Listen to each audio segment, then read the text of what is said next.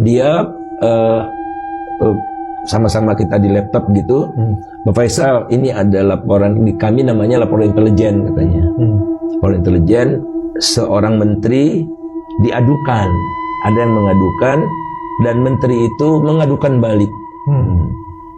Jadi ada level menteri dan level diadukannya apa si menteri itu? Penyelundupan. Penyelundupannya bukan yang tadi insider trading atau satu lagi bukan. Penyelundupan berikan nikel. Ya, Yang penyelundupan tadi itu kan. Itu sama mantunya presiden. Terlibat. Sama tentara berbintang. Itu menurut laporan KPK. Saya nggak tahu Elo nggak disampaikan di sini. Nanti teman-teman yang memutuskan. Tapi saya ingin tuntas gitu segalanya. Jadi yang melaporkan itu Pak Luhut. Yang dilaporkan atau yang melaporkan? Tadinya dia dilaporkan, kemudian dia melapor balik ke KPK, tapi jangan harap dia datang ke KPK, ketua KPK-nya dipanggil ke tempat dia. Itu menurut laporan intelijen KPK. Yang disampaikan pada pertemuan itu? Pada pertemuan itu. Dan dia tidak mengatakan confidential. Saya nggak tahu.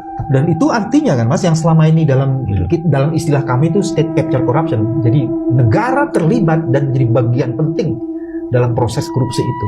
Melalui kebijakan-kebijakannya, keterlibatan orang-orangnya. Jadi ini elit. Menteri senior melaporkan menteri senior lagi. Oh, ini pengaduan antar menteri senior. Jadi Pak Luhut diadukan oleh siapa tidak tahu. Saya tidak tahu. Tidak diberitahu. Kemudian Pak Luhut mengadukan salah. Yang saya ingat nama itu Erlangga Hartarto dan Bobi Nasution. Itu saya cerita karena mantan KPK ya. Hal-hal begini sulit kalau kita harapkan dengan kondisi KPK seperti sekarang ini. Apatah lagi namanya ekspor atau memproduksi baterai masih jauh. Nah sementara cadangan kita hanya 21 juta ton. Cadangan biji nikel kita. Produksi kita tahun 2022 itu 1,6 juta ton. Jadi 13 tahun dari tahun 2022 habis biji nikel kita. Baterainya belum ada. Dan sekian 90% disedot ke Cina. Ini kalau semuanya ini kita dijadiin satu kata, apa namanya disebutnya nih? Kita budak Cina. Kita budak Cina. Tolol nggak kita nih? Sangat tolol. Sangat tolol. Nah, untuk mengatakan sangat tolol itu baru satu dimensi. Oh, gitu. Dimensi kedua. Jadi ada tolol yang lain, Bang. Yang nggak masuk akal gitu. Ngeri nggak sih kita ngomong tolol-tolol gitu? Wow, memang faktanya. Ada datanya. Insya Allah semua ada datanya kok. Jadi kalau standar orang waras ya tolol. Ngeri-ngeri sedap nih, Mas Novel. Praktek ekspor ilegal nikel dari Indonesia ke Cina. Dan ditemukan data 5,3 juta ton nikel. Pak Faisal punya tuh data-data itu. Iya, saya udah share ke KPK juga. Saya sudah sampaikan setidaknya kedua menteri secara langsung. Selain tadi data nol di BTS, sehingga kemudian kita jadi manipulatif, tapi ini sudah diberitahukan kepada pejabat yang paling mempunyai otoritas dan punya kompetensi di bidang itu. Kepada Pak LBP gitu. Pak LBP sama Pak Bahlil. Terus? Dan saya sampaikan juga ke yang lain-lain yang bukan menteri. Terus apa responnya tuh? Ya itu, berkilah dulu. Oh, nanti saya sampaikan Bang ke presiden gitu-gitu. Ya, mereka udah jadi pemain semua, jadi repot. Kalau kemudian hal yang sebesar ini saja bisa lolos, dan lolosnya itu karena kan nggak sekali berangkat nih, kan itu Pak Faisal ya. Setiap hari barangkali ada shipment. Dan besar sekali bentuknya, artinya kalau dikumpulin gunung tadi ya kita lihat ya.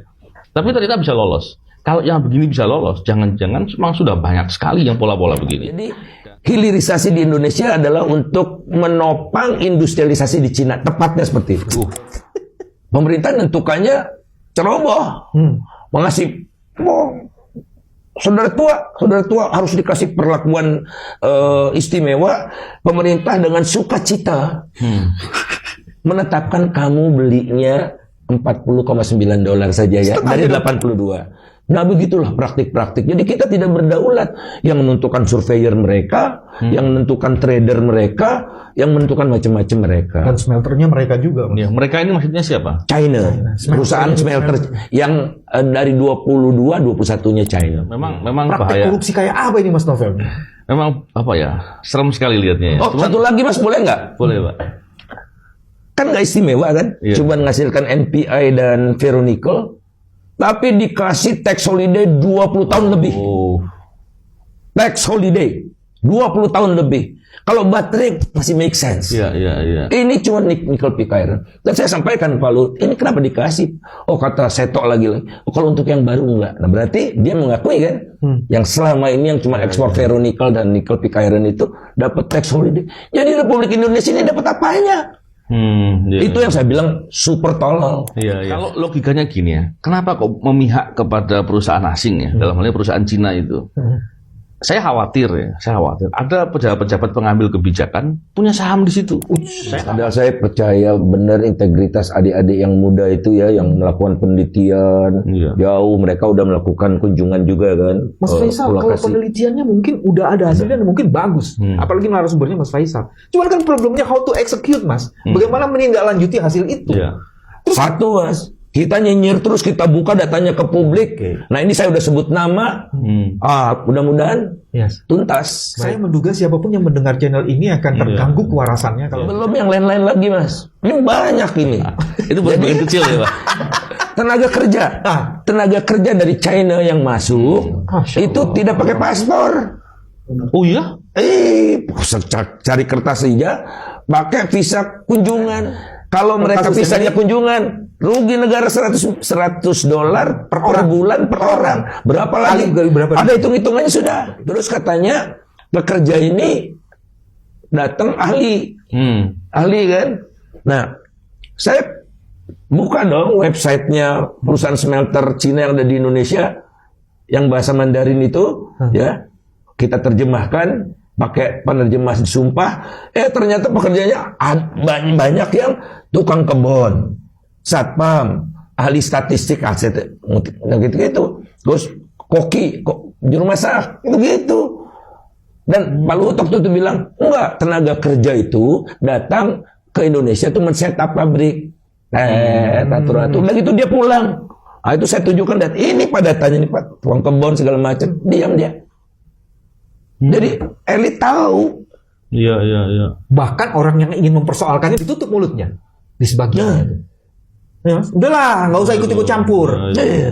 Jangan ikut campur, nanti kita susah sama Cina. Kalau begitu memang kita budaknya Cina. Atau bahasa halusnya barangkali, kitalah pendukung utama industrialisasi di Cina. Sudah harganya 80 sekian dolar. Kita ini cuma setengahnya. Terus gitu kan. kemudian bikinnya di tempat kita, dapat diskon sebanyak itu, nggak kena pajak, tenaga kerjanya juga pakai bisa kunjungan, artinya tidak ada penerimaan apa-apa negara. Ya, negara dapat apa? Dapat limbahnya, dapat dampak lingkungannya. Pekerja kita tuh gajinya dekat-dekat ke UMP lah. Kalau gaji mereka itu berdasarkan penawaran dari perusahaan Virtue Dragon di China itu, waktu mereka buka lamaran di websitenya itu 17 sampai 54 juta. UMR-nya nggak Jauh sampai betul. 4 juta. Kalau UMR kita yang di sana mungkin nggak nyampe 4 juta, 3 jutaan mungkin, atau 2 juta berarti.